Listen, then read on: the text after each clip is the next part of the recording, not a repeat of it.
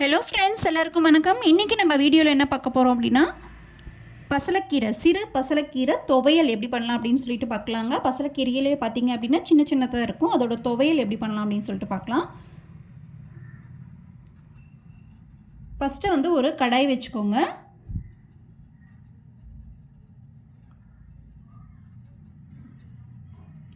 இதில் வந்து 2 table spoon அளவுக்கு எண்ணெய் விட்டுக்கோங்க.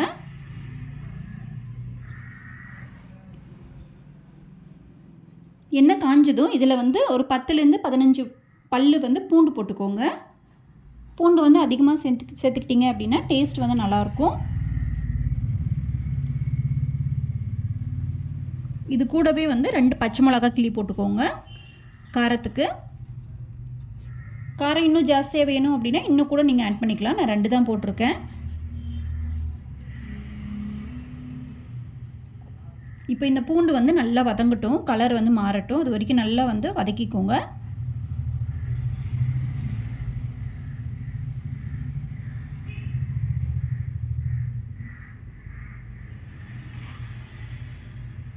பூண்டு வந்து வதங்கினதுக்கு அப்புறமா இதில் வந்து 2 தக்காளி வந்து பொடியாக கட் பண்ணி போட்டுக்கோங்க. மீடியம் சைஸ் தக்காளி.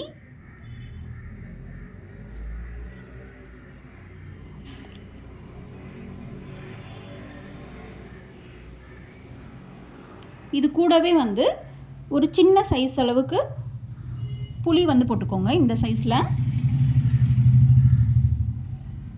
ஏன்னா கீரையிலே வந்து புளிப்பு இருக்கிறனால இது கொஞ்சம் ஆட் பண்ணால் நல்லாயிருக்கும்.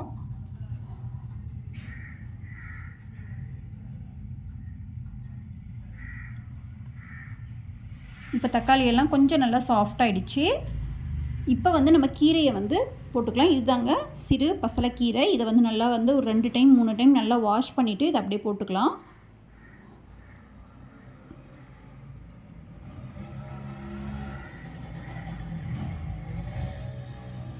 இது எல்லாமே வந்து நல்லா மிக்ஸ் பண்ணிவிட்டு வதக்கிக்கோங்க. இது வந்து நல்லா சாஃப்ட் ஆகிடும், அப்படியே சுருங்கிடும் இந்த கீரையெல்லாம். அது வரைக்கும் கலரும் வந்து நல்லா மாறிடும். பச்சை கலர்லேருந்து ஒரு மாதிரி கலரில் ப்ரௌன் கலர் மாதிரி மாறும். அது வரைக்கும் நல்லா வந்து வதக்கிக்கோங்க.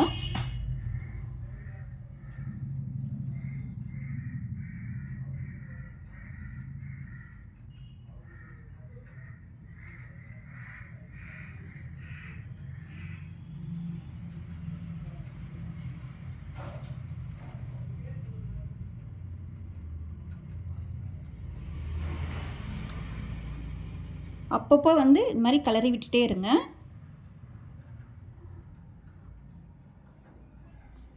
அப்போ தான் அடியில் இருக்கிறதெல்லாம் வதங்கினதுக்கப்புறமா மேலே இருக்கிறதும் கீழே போய் வதங்கும். இந்த மாதிரி அப்பப்போ மிக்ஸ் பண்ணிக்கிட்டே இருக்கலாம்.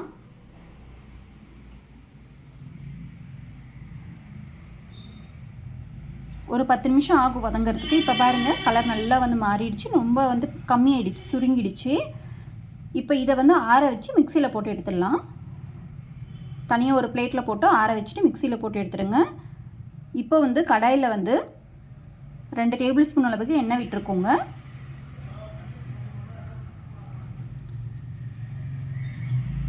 எண்ணெய் காஞ்சதும் கடுகு 1/2 டேபிள் ஸ்பூன், சீரகம் 1/2 டேபிள் ஸ்பூன் போட்டுக்கோங்க.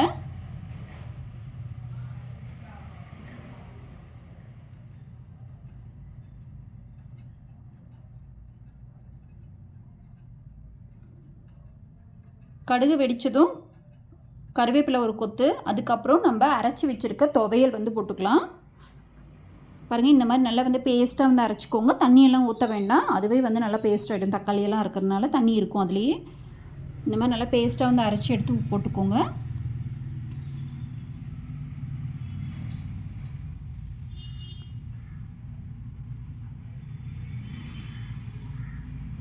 இப்போ இதை வந்து கொஞ்சம் ஒரு 5 மினிட்ஸ்க்கு வந்து வதக்கிக்கோங்க எண்ணெயோட.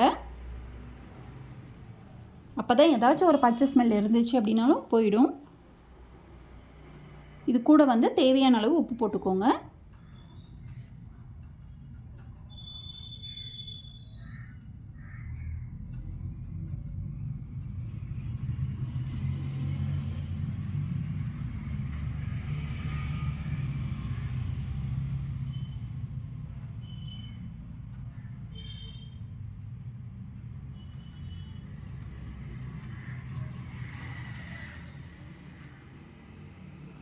ஒரு 5 மினிட்ஸ்க்கு இந்த மாதிரி வந்து வதக்கி எடுத்துட்டிங்க அப்படின்னா சிரி பசலைக்கீரை துவையல் வந்து ரெடி ஆகிடுச்சு.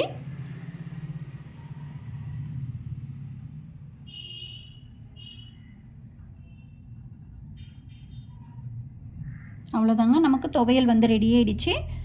இந்த மாதிரி கண்டிப்பாக வந்து ட்ரை பண்ணி பாருங்கள். ரொம்ப சிம்பிள் தான், ரொம்ப டேஸ்ட்டாகவும் இருக்கும்.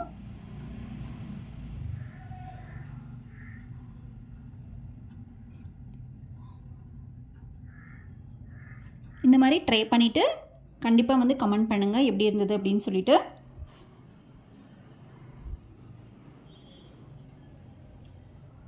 இதை வந்து சூடான சாதத்தில் வந்து கலந்து சாப்பிட்டீங்க அப்படின்னா அவ்வளோ டேஸ்ட்டாக இருக்கும். ரொம்ப ஹெல்த்தியும் கூட, பசங்களும் வந்து விரும்பி சாப்பிட்ருவாங்க. இந்த மாதிரி இருந்துச்சு அப்படின்னா நெய் கூட விட்டு சாப்பிட்றலாம், இல்லைன்னா நல்லெண்ணெய் விட்டு சாப்பிட்றலாம். இந்த வீடியோ உங்களுக்கு பிடிச்சிருந்தது அப்படின்னா லைக் பண்ணுங்கள், ஷேர் பண்ணுங்கள், மறக்காமல் வந்து சப்ஸ்கிரைப் பண்ணுங்கள். நன்றி, வணக்கம்.